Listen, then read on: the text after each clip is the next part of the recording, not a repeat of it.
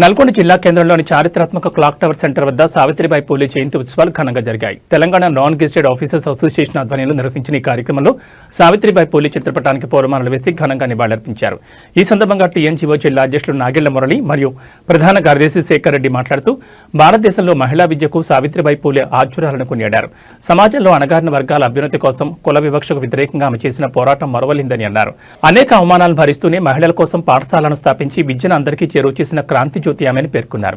ఈ కార్యక్రమంలో గోవర్ధన్ రెడ్డి, రణధీర్, సుమన్, రమ్య, సుధా, సుమలత, భాస్కర్, బాలకృష్ణ తదితరులు పాల్గొన్నారు.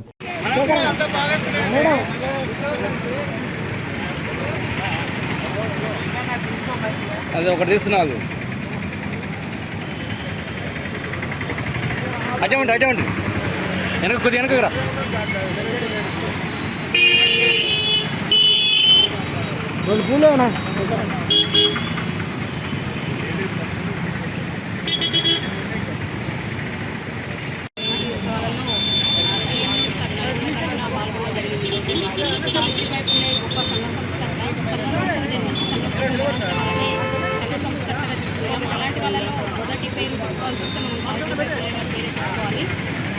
స్త్రీ విద్యా కోసం మరియు శూద్రులు అతిశూద్రులని సమాజంలో ఉన్న కుల వివక్ష గురించి ధైర్యంగా ప్రయత్నించిన మొదటి వ్యక్తి కూడా ఆమెనే.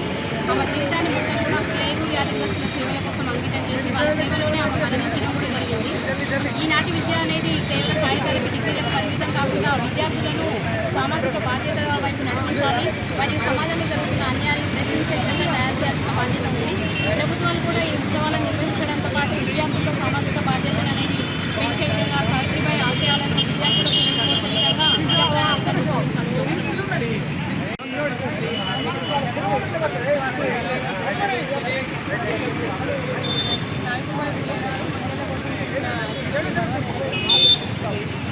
మహిళా ఉపాధ్యాయురాలుగా ఎంతోమందికి